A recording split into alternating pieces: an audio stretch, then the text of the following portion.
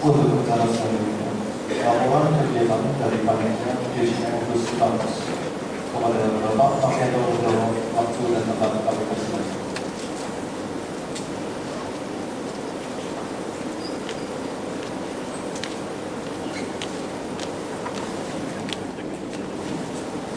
Assalamualaikum warahmatullahi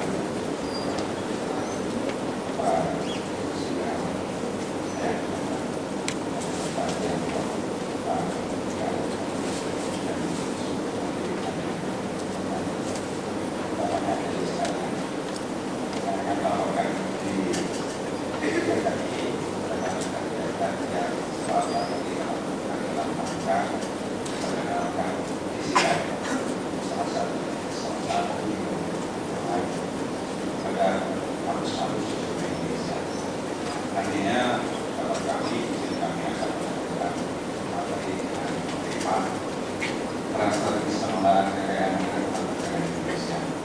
Dan ini akan sangat penting sekali karena kita tahu bahwa ke depan merupakan konsolidasi dan kekayaan negara terus akan dikembangkan. Sementara itu mungkin kami masih berdebat dengan barang milik negara, tapi juga wilayah dan esensial yang akan terus dikembangkan.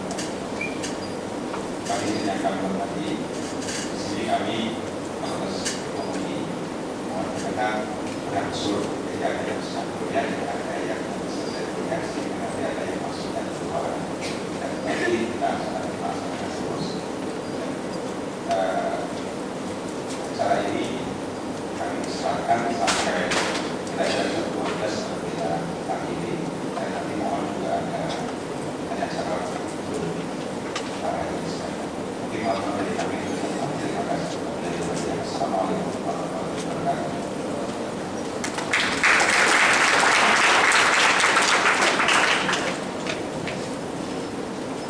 Sambutan dari Dekan Fakultas Ekonomi Universitas Indonesia yang Bapak Sushila Tampis kami persilakan.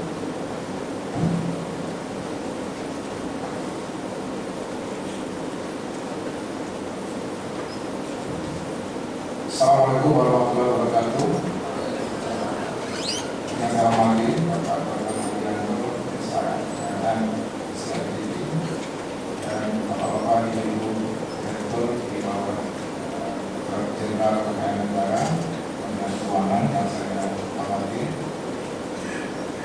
Bapak Ibu Guru Besar yang berada pada hari ini, sekitar sampai tingkat UI yang berada pada hari ini, dan undangan yang hadir, selamat datang di acara kegiatan Bus to Campus. Senang sekali bisa hadir pada hari ini bersama, dan segala puji bagi Allah SWT atas rahmatnya kita bisa berkumpul di sini untuk sama-sama mendengarkan dan belajar dan memperluas wawasan kita mengenai salah satu program keuangan. Saya mewakili pimpinan UI ingin menyampaikan terima kasih banyak kepada Dirjen atas kesediaannya menjadikan UI sebagai kampus kedua ya setelah Unpad untuk acara DJKN Bus Campus ini. Saya kira banyak yang bisa kita diskusikan pada hari ini, dari mulai mungkin hal yang sederhana mengenai definisi dari kekayaan negara itu sendiri. Kami di UI juga setelah berubah dari BHMN menjadi PTN kembali, itu sibuk melakukan inventarisasi kekayaan negara. Kita mulai menggunakan sistem akuntansi barang milik negara, dan banyak hal yang menjadi pertanyaan dan juga kebingungan juga sebenarnya. Kemudian juga isu yang berkembang di negara kita mengenai kekayaan negara di BUMN, karena ada undang-undang yang saling diinterpretasikan berbeda, Undang-Undang 17 dan Undang-Undang 19 tahun 2003, di mana seolah-olah aset dari BUMN itu bisa dikelola secara korporasi. Nah, hal ini menjadi diskusi itu dalam hal yang bisa kita dalami atau juga jauh lagi saya kira kita juga perlu melihat bahwa kekayaan negara kita yang luar biasa ini, Bung Karno pernah mengatakan bahwa negara kita sangat-sangat kaya. Ya. Kita harus bekerja dan berkarya untuk memanfaatkan kekayaan negara ini untuk sepenuh-penuhnya untuk meningkatkan kesejahteraan kita bersama. Namun kita lihat negara kita penduduknya, kalau kita gunakan $2 purchasing power parity, itu masih setengahnya miskin. Kalau kita hitung itu 120 juta jiwa. Kalau saja BPS menghitung hanya 28 atau 29 juta jiwa, itu pun juga masih banyak. Sama dengan populasinya Malaysia, masih miskin. Kita kaya, tapi masih banyak yang hidup di bawah standar kehidupan yang kaya. Nah, ini menjadi pertanyaan bagaimana kita bisa mengelola kekayaan negara ini untuk sepenuhnya kesejahteraan kita semua. Apalagi sekarang kita lihat banyak aset kita dimiliki oleh asing. Hal ini juga menjadi hal yang memprihatinkan dan perlu kita pertanyakan bagaimana sebenarnya kita harusnya mengelola kekayaan negara ini. Tapi kan di RPU kita sekarang meredefine pembangunan, bahwa pembangunan harus dikembalikan pada pembangunan manusia yang dibangun, bukan membangun infrastruktur, bukan membangun hal-hal yang bersifat materi, tapi manusia harus dibangun dan harus dibangun dari bawah. Jadi semua era masyarakat harus terlibat dalam pembangunan. Yang kita perhatikan sekarang pembangunan sangat top down sifatnya. Seperti polanya MD3RI, kita lihat contohnya yang tahun 2010 dimulai, itu proyek MIFI misalnya di Merauke Integrated Food and Energy Estate, di mana diberikan peruntukan lahan yang luar biasa, ribuan hektar untuk pengusaha besar dan bahkan juga asing dari Korea Selatan. Sementara untuk kita petani sendiri tidak diberikan lahan yang cukup. Mereka sudah mau dari petani menyediakan pangan dan bahan kebutuhan untuk industri, tapi kalau tidak diberikan lahan. Petani kita kebanyakan adalah buruh tani dan juga petani dengan lahan sempit. Nah, hal-hal ini yang harusnya juga kita jadikan masalah yang perlu kita carikan dalam keluarga. Nah, saya kira hal ini bisa kita nanti diskusikan dan saya sangat bergembira kita bisa mengangkat problem ini nanti. Mudah-mudahan Pak Hadianto dan jajarannya bisa nanti menyampaikan hal-hal yang dilakukan sama di Direktorat Jenderal Kekayaan Negara. Kita bisa belajar banyak hal ini. Dan mudah-mudahan upaya bersama ini mendapat ridho dari Allah SWT. Saya akhiri dengan mohon maaf. Assalamualaikum warahmatullahi wabarakatuh. Terima kasih kepada kondisi penayangan video profil Direktur Jenderal Kekayaan Negara.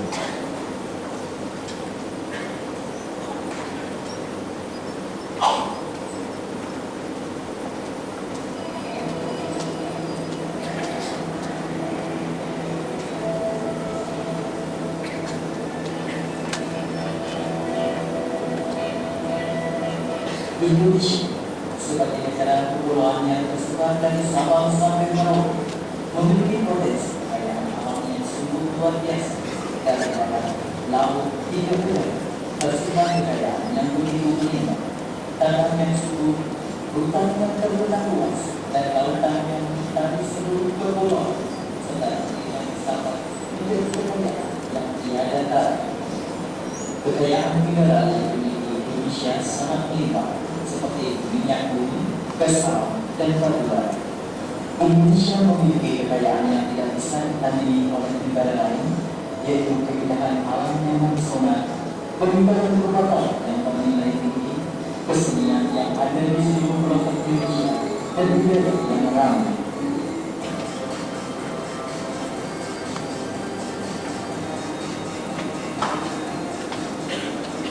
Kekayaan Indonesia yang melimpah tersebut menuntut pengelolaan yang baik yang dituangkan pada pasal 33 ayat 3 Undang-Undang Dasar 1945 yang berbunyi, bumi, air, dan kekayaan alam yang terkandung di dalamnya dikuasai oleh negara dan dipergunakan untuk sebesar-besar kemakmuran rakyat.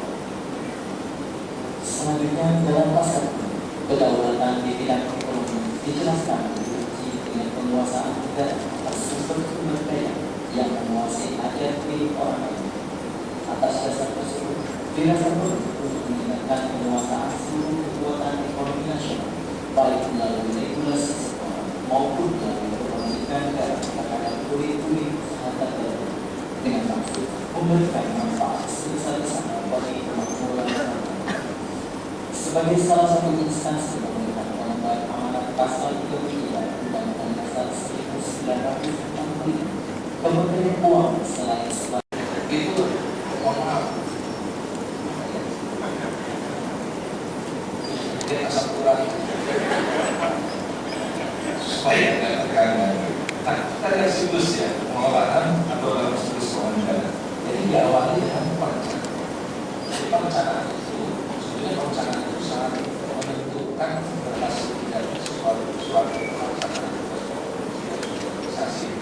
Ya, jadi kalau fail to plan is right to fail.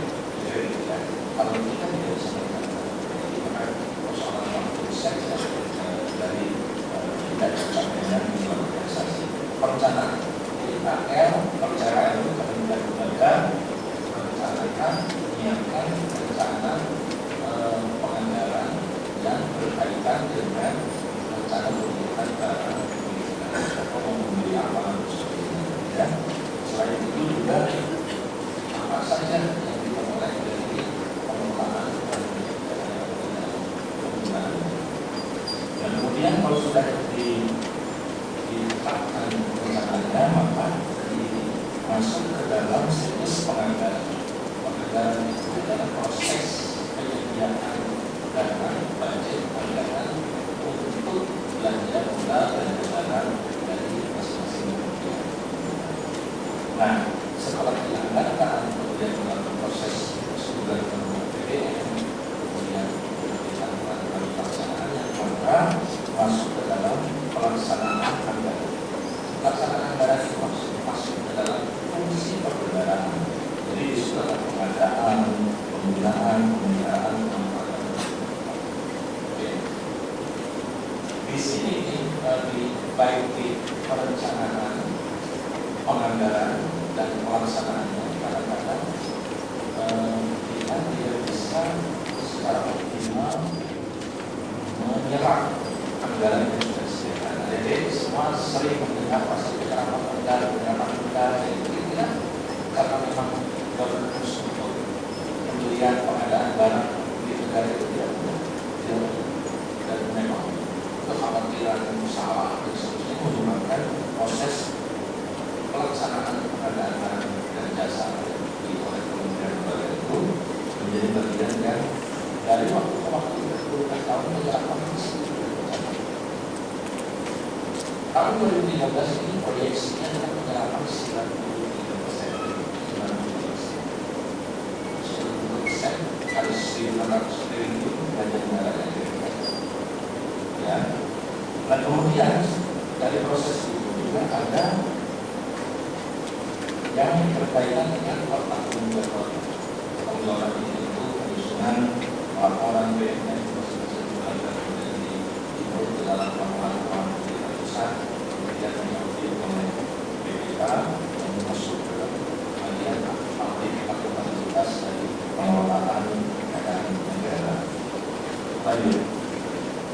Nah, adik-adik sekalian, jadi kalau tadi bicara waktu saya berpikir ada peran strategis Indonesia, maka kita lihat dari potensi kekayaan kita itu seperti apa. SDM kita melimpah, ya, seperti tadi strategi yang pembangunan potensi eksplorasi seperti alam natural resources itu kita bisa. Kemarin dulu Pak Cici Menteri Kelautan itu menjabarkan kira-kira potensi kekayaan kita saja kalau di eksploitasi dan kira-kira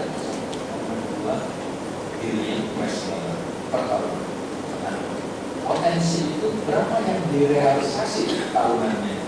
Kira-kira hanya 150 miliar rupiah dari PNBP fishery perikanan. Kemana ikan kita pergi yang punya KTP itu?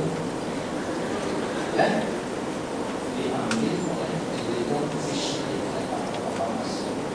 Jadi mau tahu di laut Arafurus setiap tahun diambil secara ilegal keluar 20 ton ikan tuna.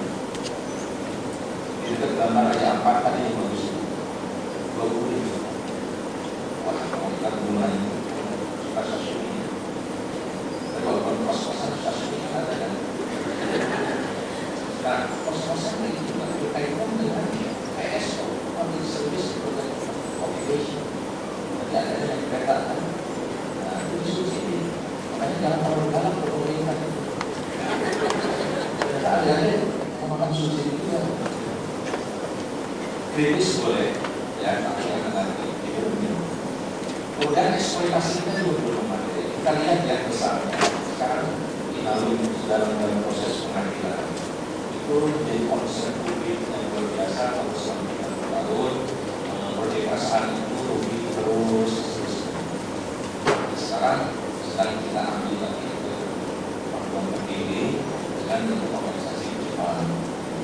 Selain itu banyak kontrak karya generasi 1, 2, 3 maupun yang XT sekarang sudah ada Freeport, Bimon itu dirasakan dia itu memberikan benefit yang maksimal bagi masyarakat ini. Jadi memang potensinya sangat besar. Bahkan kalau berbicara energi geothermal, energi uap panas itu kalau besar bentuknya ada di Indonesia. Jadi sebaliknya potensi laut kita yang luasnya 2 kali keliling bumi hanya menghasilkan 150 miliar rupiah. Kita tahu, tidak make sense. Nah ini mungkin adik-adik nanti boleh mengambil tema topik tesis, disertasi atau skripsi itu yang berkaitan. We welcome kalau ada yang mau research di tempat kami. Nah, nilai strategis terkait negara kita ini tentu untuk menjadi banyak sudah langsung ke APBN besar tapi dari tanggapan belakang dan sudah nanti masyarakat tentu saja yang bisa dinikmati dari secara tidak langsung transportasi dan pajak bagus kemudian di luarnya mungkin satu penggunaan ya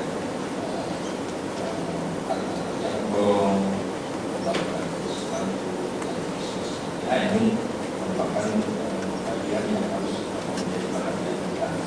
Dan lanjut, nah bagaimana olah BNN ini dikaitkan dengan optimalisasi APBN? Tadi dalam proses perencanaan, ya perencanaan belanja barang modal, kita bisa memastikan bahwa unit kita sudah dilihat bisa memberikan berkontribusi dalam belanja modal yang efisien. Kalau dari situ saja potensi penghematannya kalau kita bisa scrutinize semua usulan-usulan perencanaan pengadaan belanja modal itu kira-kira 5-7% kita tentang belanja modal itu kan luar biasa ya. Kemudian selain itu kalau sejak awal input perencanaan yang bagus, maka pemeliharaan aset itu pun mesti dilakukan. Nah, ada yang mungkin sering dengar barang yang sudah rusak, tapi budget pemeliharaannya ada. Nah ini dari bukti bahwa proses perencanaan dan penganggaran dan pengawasannya belum plot, belum ideal, harus secara sistem. Ini menjadi bagian dalam kemudian peningkatan manajemen selalu terrealisasikan.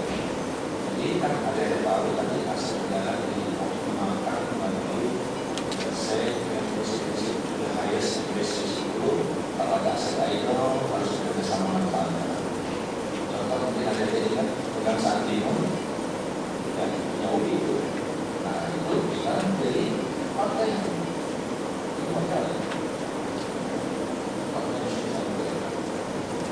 sudah mendapat izin dari orang walau aku ya. Nah, atau apakah kemauan itu sesuai dengan governance dari PMK ya, setelah yang berikut ini. Nah, lanjut peningkatan pembiayaan dalam negeri melalui instrumen sukuk dan aset negara. Jadi aset negara tadi yang mesti dalam triliun kita gunakan sebagai aset dalam rangka kita surat berharga syariah dan jadi aset negara yang bersukuk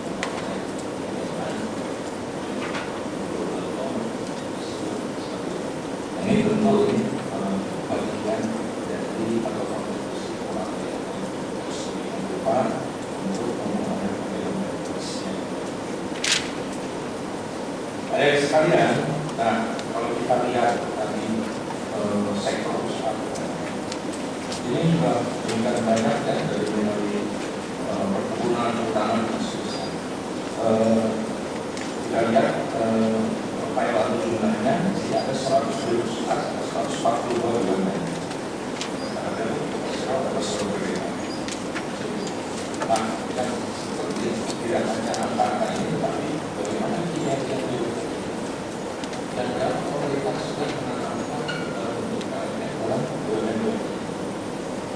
Ini mungkin ada cermati tidak di masa yang akan datang atau di masa kemudian depan ini. Seperti misalnya 13 konstruksi itu kan yang karya di sini kelompok. Kalau ke Jakarta ya dari Depok memang ini jalan mana itu ada tiang panjang yang panjang sampai Senayan itu ya. Jadi dulu kan itu buat apa itu? Warna merah. Nah itu kalian apa? Ya. Kenapa tidak jadi? Meneruskan proyek yang sudah setengah jadi aja. Ya, kan tahu. Saya nggak takut menyampaikan ini. Ya. Nah, terus peran BUMN tentu bisa kita lihat ya. BUMN itu sebagai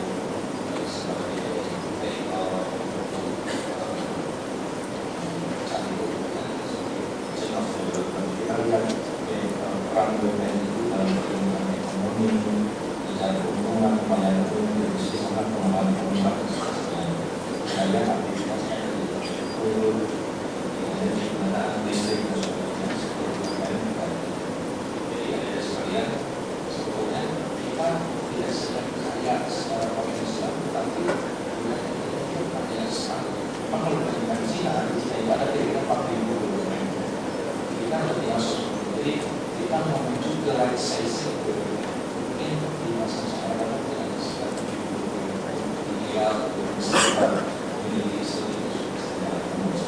saya akan tidak akan dari sini, tapi intinya hampir semua sektor dimasuki oleh tidak ada sektor yang tidak dimasuki. Jadi disinilah sebetulnya BUMN berperan penting dalam menggerakkan mesin perekonomian Indonesia. Apalagi banyak atau budget atau yang besar punya sinergi antara KKN, anggaran, dan uang itu bisa pulang balik begitu, tidak usah terlalu banyak outsourcing dari akan bisa strategik dan tidak terlalu efektif dan sudah resources kita sudah sangat. Saya contohkan misalnya PT di antara Indonesia ini masuk berarti di apa ini? Ayo siapa yang bisa? Nah, dia masuk di salah satu sektor BUMN ini, ya. Pemerintah Indonesia memperoleh dana dari APBN untuk membuat prototipe pesawat pesawat CN 275 masih baca dari masih SD masih main keren dia kayak dari hubungan soal itu. Saya sudah mengerti.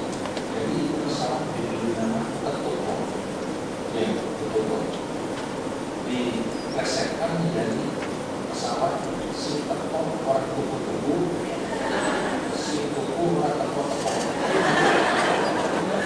Ya, jadi memang nah sekarang hubungan dia dari mana? Menjadi apa? Ini yang bikin susah penertiban BSN itu karena itu seperti itu. Dan di KL sudah tidak dicatat, di PTDI itu tercatatnya masih puas. Nah, ini yang memerlukan penertiban kembali. Coba kita lanjut. Kontribusi BUMN secara finansial dari kita lihat dividen, pajak, dan dari privatisasi. Dari privatisasi memang sedikit kecil karena memang tidak diharapkan sebagai instrumen ataupun alat penting bagi peningkatan fiskal kita. Tetapi setelah diprivatisasi khususnya melalui itu kita lihat kapitalisasi pasar modalnya 819 triliun. Jadi saya kira 30% dari total kapitalisasi pasar modal yang jumlahnya dari BUMN seperti program pembinaan lingkungan, pembangunan hulu, dan hulu dari usaha. Nah itu programnya dalam usaha itu rakyat merasa kalau itu hulu tidak perlu dibayar. Tapi kalau dari pemerintah, ini moralisasi di rakyat pun ada. Ya, di adik-adik coba cermati itu kan setiap program pemerintah itu pasti ada maksudnya. Dan programnya adalah maksudnya karena tidak selalu disampaikan karena ada banyak yang terlibat di situ. Capex dari BUMN ini 196 triliun, 200 triliun, tapi OPEX-nya banyak yang mau ini tahun 2011 ya.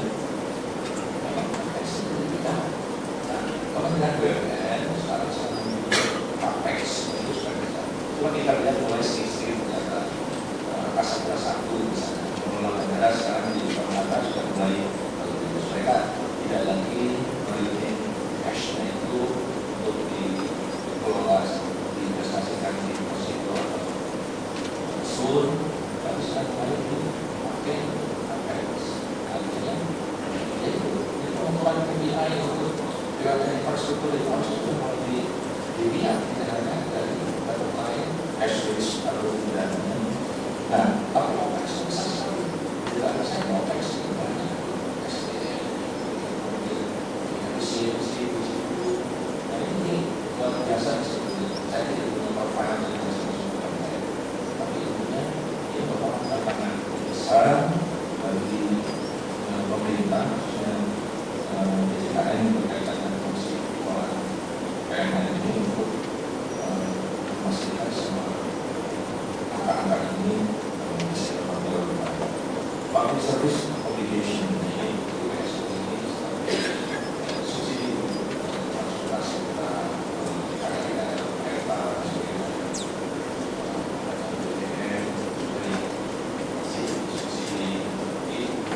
subsidi energi, subsidi non energi dari waktu ke waktu.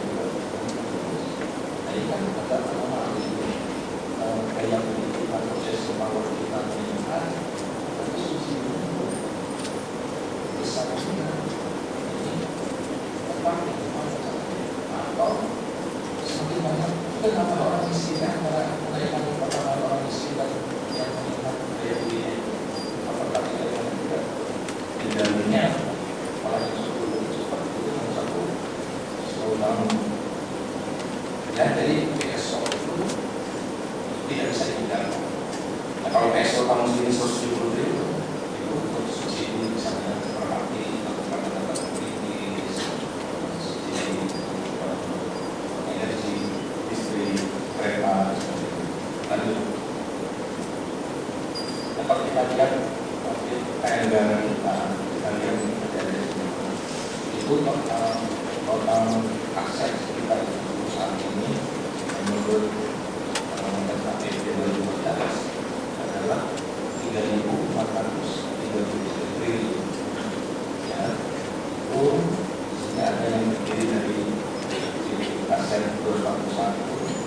aset yang hijau ini 1.896 triliun dan PMN atau kekayaan yang dipisahkan sebesar 932 triliun dan aset lainnya.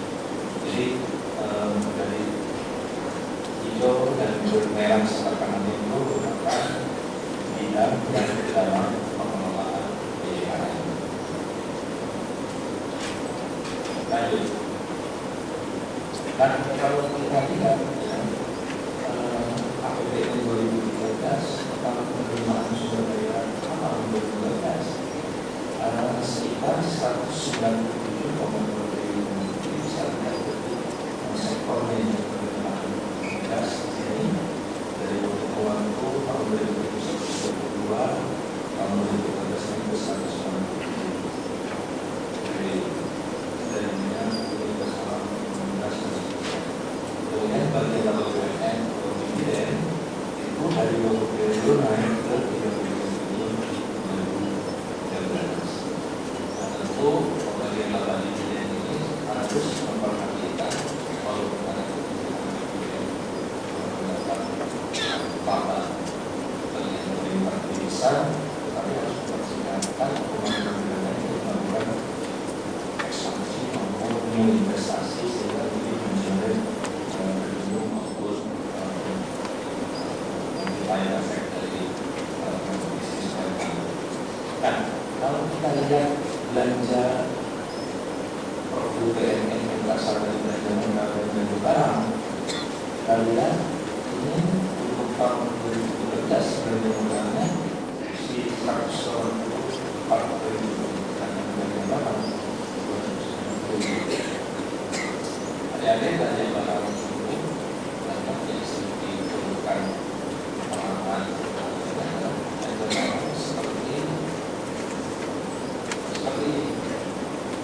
seperti ini biayanya itu masuk ke kelompok akun belanja barang, seminar, perjalanan dinas, itu masuk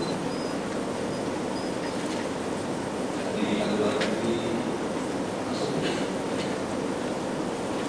Nah, kalau belanja modal itu belanja modal barang barang yang masuk ke dalam saat ini. Nah, itu kita lihat kan belanja barang namun bisa di masa yang akan datang APBN depan supaya lebih sehat, lebih kuat, lebih dinamis dan negara-negara yang dalam baik-baik. Lanjut untuk profil KNB tadi yang KNB yang disahkan itu dari 141 BUMN itu total PMN penyertaan modal negara pemerintah itu 600 triliun dan yang tercatat sebagai penyertaan modal itu nilai aset dari BUMN ini. Nah, di Bank Indonesia tidak ada 126 triliun. 3 BUMN, IPB, UNER, BPJS, 10 triliun. UI belum ya? Lembaga keuangan internasional itu orang Indonesia. Ya, lanjut. Nah, kalau kita lihat perkembangan laba BUMN dan PMN atau dalam negara substansi BUMN, kita lihat dari waktu ke waktu. Ya, ada PMN naik di 2009, sementara labanya sedang turun di 2009. Ya, ada turun dari 2010, labanya naik. Kita lihat dan berapa persen laba terhadap penerimaan negara itu tadi yang negara jelas pajak itu sebagainya itu ternyata masih 3,4%, 3,3 di 2007 sampai 2012. Tentu penurunan ini tidak bisa dilepaskan dari kondisi global ya, global slowdown yang memiliki ekspor juga turun. Permintaan untuk ekspor ini berdampak pada penurunan kinerja BUMN dan penurunan laba. Nah, tadi sebenarnya sudah disampaikan, jadi fungsi Direktorat kewajiban negara itu berkaitan dengan pengelolaan dan tata usaha beda kan tadi ya pengelolaan ada juga fungsi penilaian BUMN. Jadi kalau BUMN yang akan dijual dinyatakan dirusak itu juga masuk ke dalam fungsi itu. Kemudian penata usaha KMB, pencatatan BUMN, penata usahanya, monitoring, reporting dan sebagainya, pengelolaan piutang negara juga ada, dan penyelenggaraan dalam. Nah, apa agenda pokoknya yang rekor Indonesia ini adalah diberikan kita sebagai organisasi yang bisa menyelesaikan inventarisasi dan sebagainya. Jadi jajaran Supran itu memberikan apresiasi ini. Ya tentu saja kalau kerja keras sekalinya pihak lain juga melihat kerja kita. Ada juga kan seperti itu.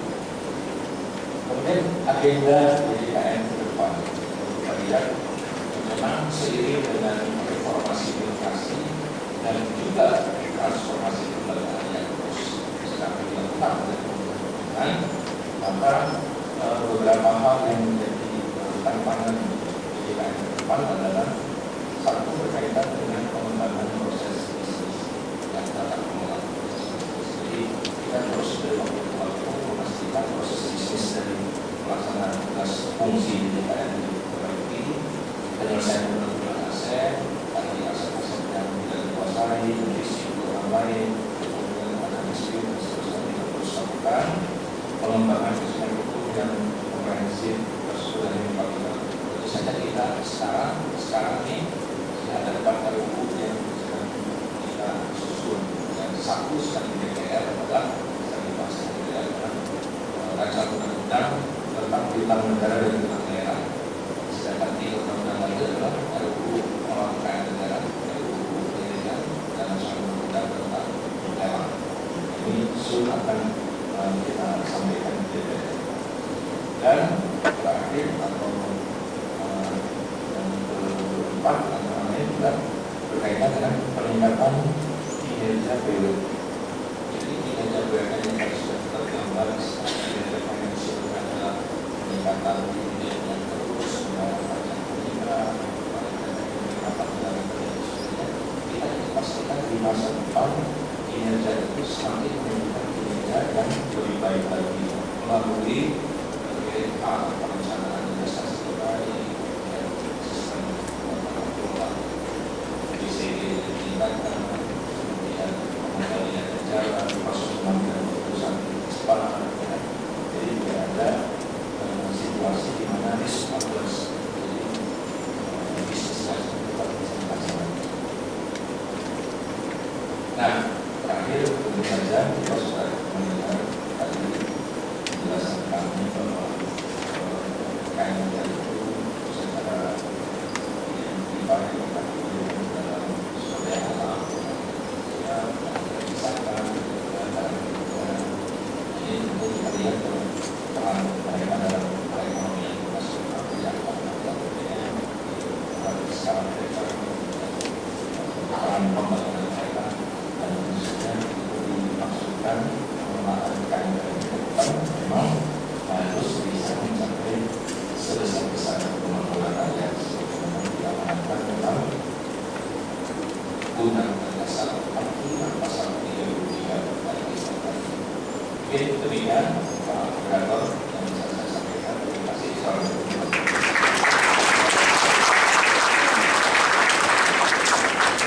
Terima kasih Pak. Langsung saja kita buka termin pertama untuk tanya jawab. Saya berikan 3 pertanyaan. 1, 2, 3.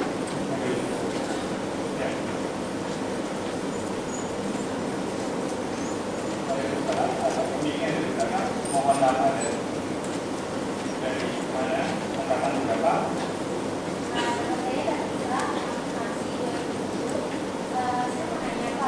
Bagaimana sih Pak, dari masyarakat itu dan apa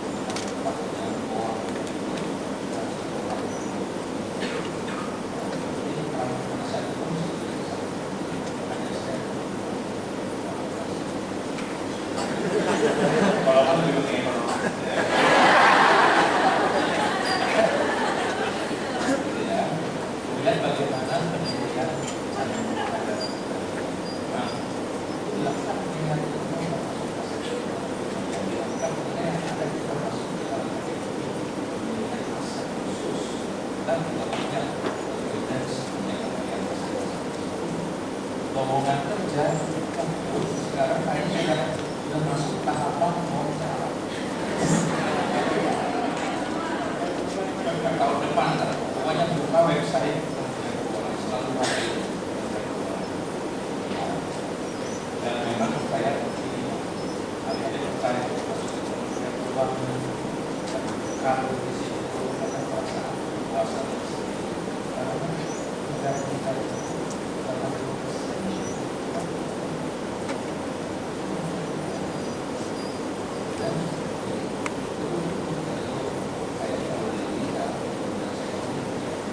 Kalau saya nanti jadi dosen publisitas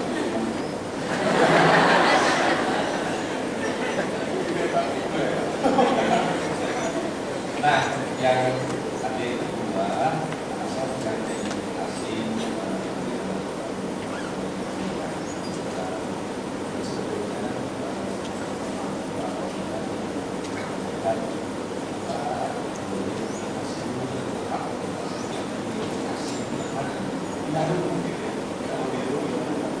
kalau ini kan kalau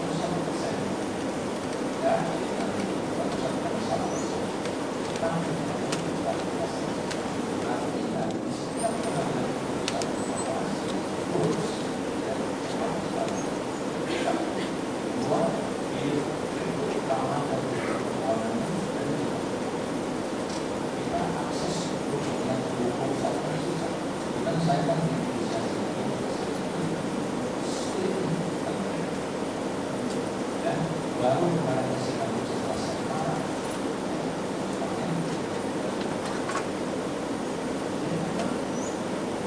kita pada masa-masa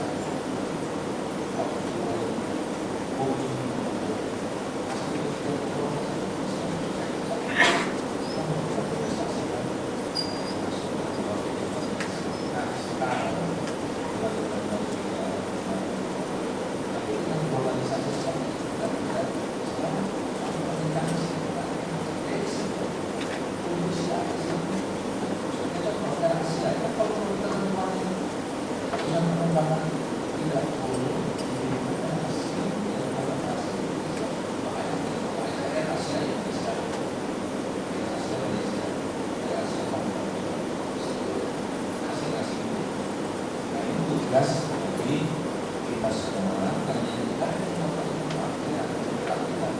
tugas kita semua belum kita sudah masuk ke perusahaan polisi dari perusahaan pertama kita beli apa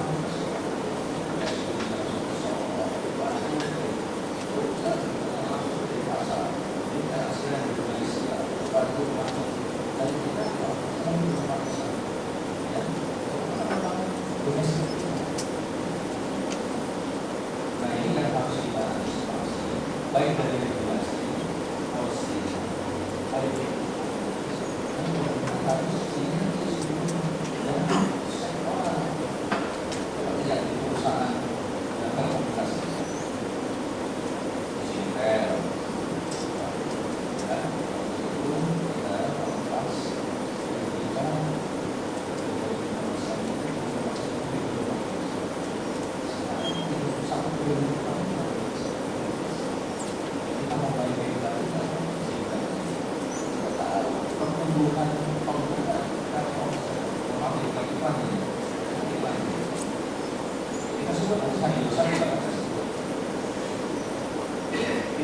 129 juta orang. Ya,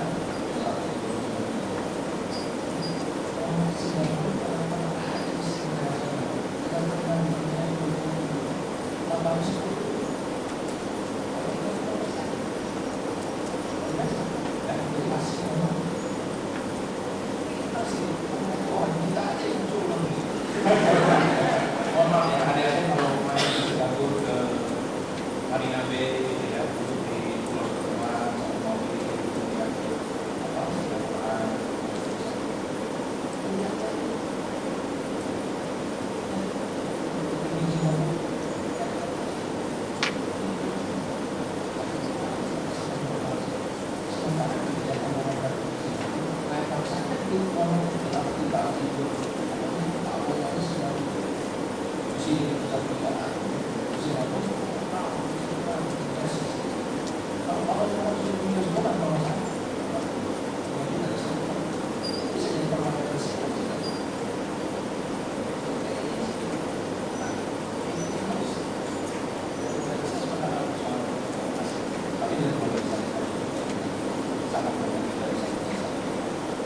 Yang ketiga, sekarang kayak tenggelam ya. Kalau kita istilahnya BMKG itu barang muatan kapal tenggelam. Itu memang banyak kapal tenggelam. Banyak kapal-kapal teks kita jadi sekarang itu sungguh dalam kapal itu ada kepres yang mengatur mengenai BMKG. Kita menemukan kemudian yang mengangkat dan dijual lepas ada komposisi kembaliannya.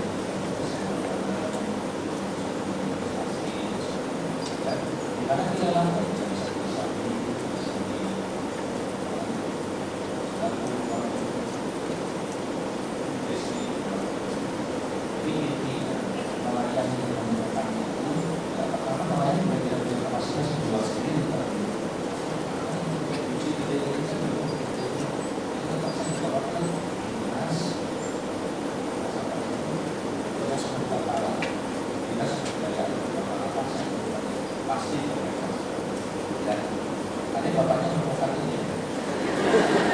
poinnya itu kan poin yang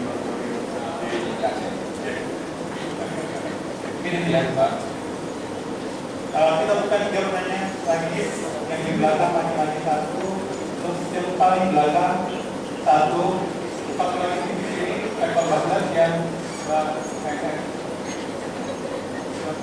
yang ini jadi bagus.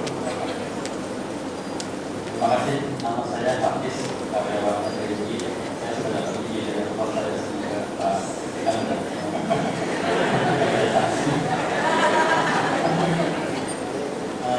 begini Pak, kebetulan konteksnya tepat kemarin saya sekilas membaca berita Pak. Ada seorang pejabat kepala daerah yang menjual aset pertama cagar alam atau hutan lindung. Saya tahu bagaimana tinggi seorang kepala negara itu melakukan tindakan sampai mengenal kriminalnya. Mungkin kalau dari sisi kejahatan sangat kasarnya bukan bawang keren. Pada saat saat ini bagaimana proses pengawasan? Apakah kalau orang awam kan proses jual beli aset berupa tanah itu seperti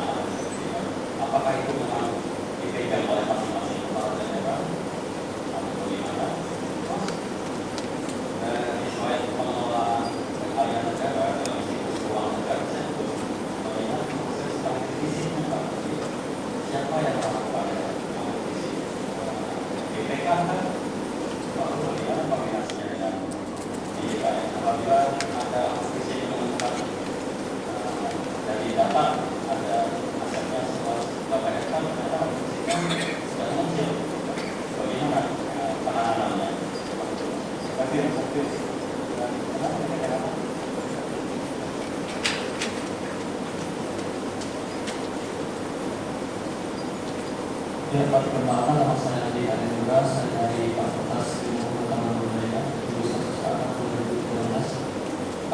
Seperti kita ketahui ya, Pak, sebelum kekayaan alam tadi yang diceritakan itu sangat kaya gitu ya. Karena sayangnya banyak hal-hal asing. Nah, kita ketahui lagi bahwa pada tahun 2015 yang akan mendatang ada yang namanya ASEAN Trade, di mana negara-negara ASEAN tersebut bebas keluar masuk negara kita. Kita tidak berhak melarang mereka untuk membangun aset di negara Indonesia. Kita juga tidak berhak istilahnya mereka bekerja di Indonesia. Ini merupakan tantangan berat juga untuk kita sebagai warga Indonesia juga. Nah, pertanyaan saya itu adalah bagaimana peran DJKN untuk membangun perekonomian Indonesia sekaligus menjaga perekonomian Indonesia dalam menghadapi tantangan aset trade dalam tahun 2015 yang akan datang. Terima kasih. Ya, kata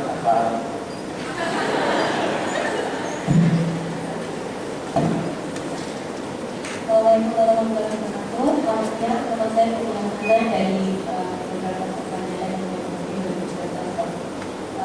sebenarnya dari cuma penasaran kan, kita tahu Pak, banyak dari hasil korupsi itu yang disita oleh negara, termasuk yang paling besar mungkin yang dari saya kenal itu Bayu Sambutan gitu kan, yang notabene dari Kementerian Keuangan.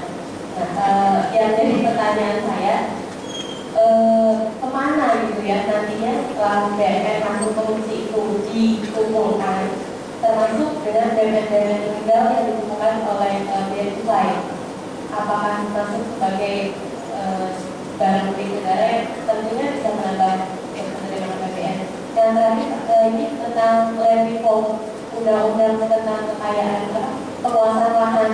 Kalau di Sumatera itu lagi terkait dengan penguasaan lahan kelapa sawit oleh perusahaan swasta gitu. Apakah ada peran DJKN untuk mungkin minimal minimalisir penguasaan lahan kelapa sawit oleh perusahaan swasta? Terima kasih.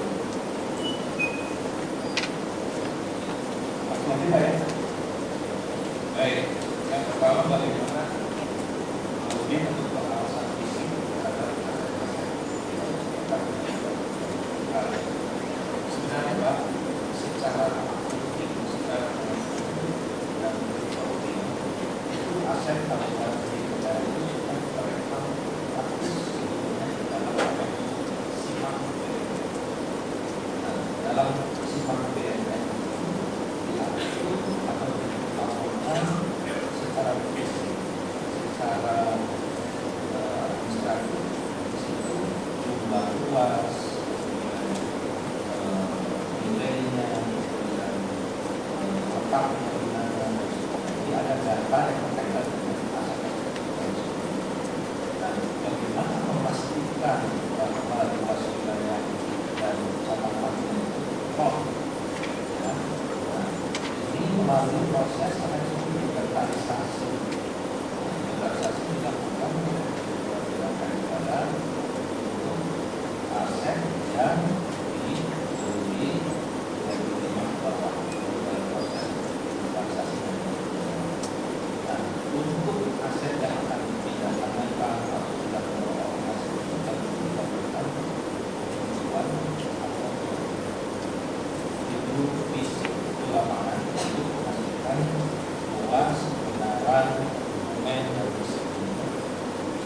Nah, kalau ada pengawasan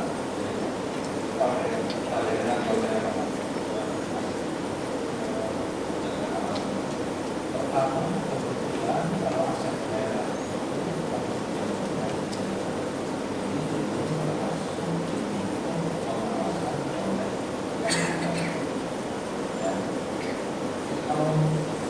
kalau jadi belum itu kalau dari penambahan masyarakat itu tidak dimakan dan dan suci sekali itu mohon dia asap kurang supaya tidak terganggu. Nah, kita lihat siklus ya, pengolahan atau dalam siklus keuangan negara.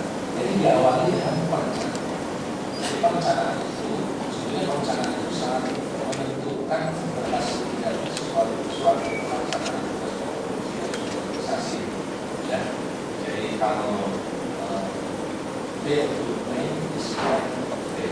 Jadi ya, kalau kita tidak bisa melakukan ini maka persoalan waktu saja dari tidak tercapainya organisasi. Perencanaan IKL, perencanaan itu kemudian lembaga merencanakan, menyiapkan rencana penganggaran yang berkaitan dengan rencana penggunaan barang atau membeli apa ya. Selain itu juga apa saja yang diperoleh dari pengelolaan dan penggunaan. Dan kemudian kalau sudah ditetapkan rencananya maka masuk ke dalam siklus penganggaran.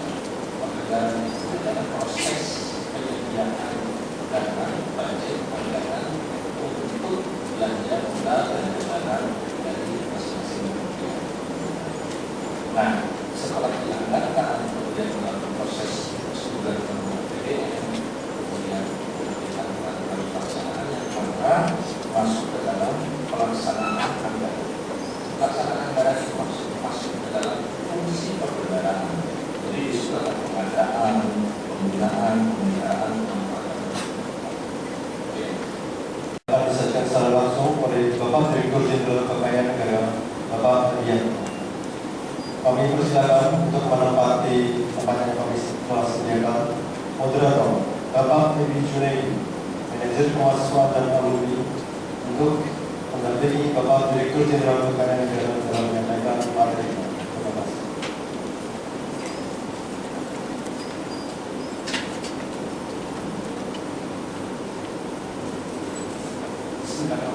Assalamualaikum warahmatullahi wabarakatuh.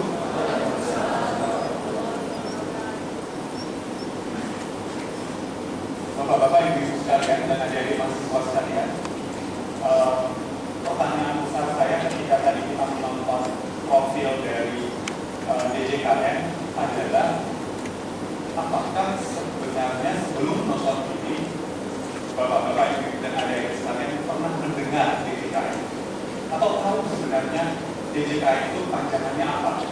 Atau jangan-jangan sebelumnya bingung, ini DJ apa sih, Jogja apa sih? Nah, siapa yang sudah pernah mendengar sebelumnya? Cukup banyak. Sebelum hari ini. Siapa yang pernah terlibat sebelumnya? Terlibat. Pernah ikut lelang? Oh, pegawai negeri ya? Pegawai di JKN? Oh, bukan. Tapi pernah pengen melamar tapi oh, bukan. Saya pernah melamar kemudian ditolak. Saya asumsikan sebenarnya kita semua cukup jauh tidak tahu dengan DJKN ini terus terang. Atau kalau kita melihat berita itu kan ya, beberapa waktu lalu kita ketahui Gubernur DKI Jakarta Jokowi mendapatkan busnya Metallica dan kemudian masih diserahkan ke negara gitu kan ya. Kemudian dikatakan diserahkan ke negara karena dianggap itu adalah gratifikasi. Mungkin pertanyaan kita muncul gitu, kalau saya waktu itu muncul, terus itu gitar taman negara mau dijual, mau dilelang, apa sebenarnya mau diapain sih? Jangan-jangan jatuh lagi ke tangan-tangan tertentu di negara. Pertanggungjawabannya seperti apa sih? Pada tahu kan kasus yang apa namanya gitarnya Metallica di baca ya? Apa kalau enggak, kalau bukannya politik? Beberapa waktu lalu kita dengar kasus sudah diputuskan kasusnya Ahmad Fatona. Kemudian dikatakan bahwasanya ada sekian banyak. Konstitusional lagi pertanyaan kita, apakah DJKN mengemban amanat undang-undang yang berbunyi bumi, air, dan kekayaan alam yang terkandung di dalamnya dikuasai oleh negara dan dipergunakan sebesar-besarnya untuk kemakmuran rakyat. Suatu kalimat yang besar sekali dalam nomor berapa? Ayat berapa? Pasal 30. Pada pasal semua bersyukur saya kira tak apa-apa cuma yang itu ya, fakir miskin dan anak-anak kos gitu.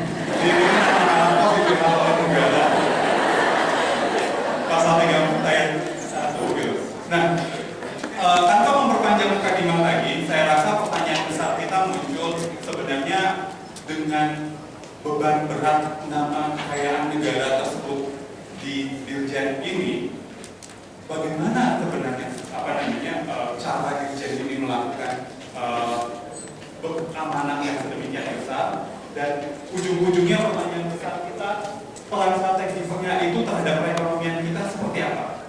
Tanpa memperpanjang mukadimah lagi, hari ini sudah datang langsung Bapak Dirjen, Pak Hadianto. Sedikit saya bacakan riwayat hidup Pak Hadianto. Pak Hadianto lahir di Ciamis 10 Oktober 1962. Status kawin strip keempat. Keempatnya maksudnya Bapak kawin 4 kali apa? Putra-putrinya 4, alhamdulillah.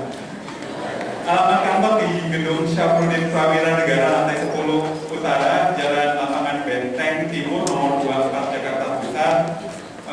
Sebelumnya beliau adalah Kepala Biro Hukum dan Humas DPU di tahun 98 sampai dengan 2003. Kemudian Alternate Executive Director di World Bank di Washington DC 1 Februari sampai dengan 2 Maret 2005. Kemudian di Harvard University dan kemudian LLM-nya di Harvard University Law School.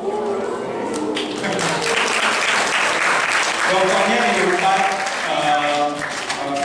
di sini Unpad bukan berarti universitas pada pasti doktor ya.